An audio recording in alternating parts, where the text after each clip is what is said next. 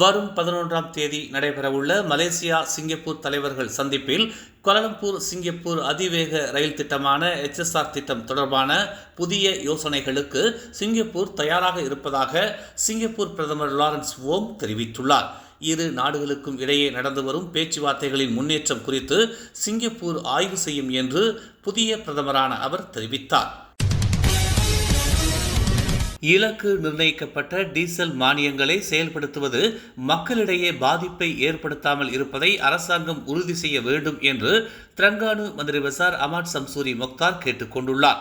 Diesel விலை திடீரென உயர்த்தப்பட்டதால் பல துறைகளில் வர்த்தகம் பாதிக்கப்பட்டுள்ளதாகவும் பல நிறுவனங்கள் விலை உயர்வை அறிவித்துள்ளதாகவும் சம்சூரி கூறினார். கசிவுகள் மற்றும் விரயங்களை நிவர்த்தி செய்ய இலக்கு மானியங்கள் அவசியம் என்ற போதிலும் அதன் விளைவுகளை, குறிப்பாக மக்களின் வாழ்க்கை செலவு குறித்து மத்திய அரசு பரிசீலிக்க வேண்டும் என்று அவர் வலியுறுத்தினார். படுகொலை செய்யப்பட்டிருக்கலாம் என்று நம்பப்படும் ஆட்டிசத்தால் பாதிக்கப்பட்ட 6 வயது சிறுவன் ஜயின் ரயான் அப்துல் மார்டினின் தாத்தா மற்றும் பாட்டியை போலீசார் கைது செய்துள்ளதாக ஸ்லாங்கூர் காவல்துறை தலைவர் ஹுசைன் ஒமார் கான் தெரிவித்துள்ளார். கொலை தொடர்பான விசாரணைகளுக்கு உதவும் பொருட்டு அத்தம்பதியினர் கைது செய்யப்பட்டதாக அவர் கூறினார். ஜெயினின் பெற்றோர் தற்போது காவலில் வைக்கப்பட்டுள்ளனர். ஜூன் 7ஆம் தேதி நீட்டிக்கப்பட்ட அவர்களது காவல் இன்றுடன் முடிவடைகிறது.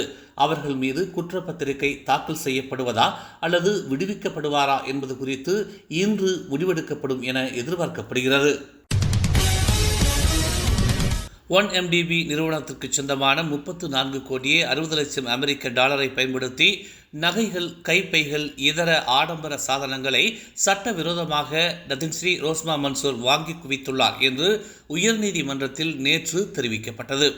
முன்னாள் பிரதமர் டத்தின்ஸ்ரீ நஜீப் ரசாக்கின் துணைவியாரான ரோஸ்மா, சிங்கப்பூர் வர்த்தகர் ஷப்னம் நாராயணதாஸ் தஸ்வானி ஆகியோருக்கு எதிராக 1MDB நிறுவனம் தொடுத்துள்ள வழக்கில் இது தெரிவிக்கப்பட்டுள்ளது. கெடா மந்திரி பசார் டதஸ்ரீ முகமது சனூசி முகமது நூர் பொய்யான கதைகளை பரப்புவதை தவிர்க்க வேண்டும் என்று தகவல் தொடர்புத்துறை அமைச்சர் ஃபோமி ஃபாசில் கேட்டுக் கொண்டுள்ளார். பினாங்கின் சுங்கை பக்காப்பில் நிலவும் தண்ணீர் பிரச்சனைகள் பற்றி அவர் கூறியது தேச துரோகமானது, இன வெறி மற்றும் உண்மைக்கு புறம்பானது என்று அவர் குறிப்பிட்டுள்ளார். அவர் உண்மைகள் இல்லாமல் பேசி வருகிறார், இது நல்ல அணுகுமுறை அல்ல என்றும் அவர் பிரச்சனைக்கு உரியவர் என்றும் ஃபோமி ஃபாசில் நேற்று தமது அலுவலகத்தில் செய்தியாளர்கள் கூட்டத்தில் தெரிவித்தார். ரோன் 95 ரக பெட்ரோல் மானியத்தை முறைப்படுத்தும் திட்டம் அரசாங்கத்திடம் இல்லை என்று 2வது நிதி அமைச்சர் டதஸ்ரீ அமீர் கம்சா அசீசான் தெரிவித்துள்ளார். இலக்கு நிர்ணயிக்கப்பட்ட மானிய கொள்கையானது அன்றாட தேவைகளை அதிக விலையின் தாக்கத்திலிருந்து தணிக்கவும், விலைவாசி உயர்விலிருந்து பாதிக்கப்படக்கூடியவர்களை காக்கவும், லாபம் ஈட்டுபவர்களை தடுக்கவும் கவனமாக சிந்திக்கப்பட்ட வழிமுறையாகும் என்று அவர் கூறினார். தமிழ் மலர் செயலி நம் சமுதாயத்தின் உரிமை குரலாய், உண்மையின் வாசமாய், மக்களுக்காக நாளும் மலர்கிறது தமிழ் மலர் நாளிதழ். சமரசம் இன்றி சத்தியத்தின் பாதையில் வெற்றி நடை போடும் தமிழ் மலரின் இன்னொரு புதிய அத்தியாயமாய் தமிழ் மலர் செயலி இப்போது அறிமுகமாகவிருக்கிறது உங்களுக்காக. மலேசியாவின் ஆகச் சிறந்த தமிழ் ஊடகமாய் உள்ளூர் தகவல்களை உடனுக்குடன் தெரிந்து கொள்ள மலர்கிறது தமிழ் மலர் செயலி. விரைவில் எதிர்பாருங்கள். மேலும் செய்திகளை தெரிந்து கொள்ள தமிழ் மலர் நாளிதழை பாருங்கள்.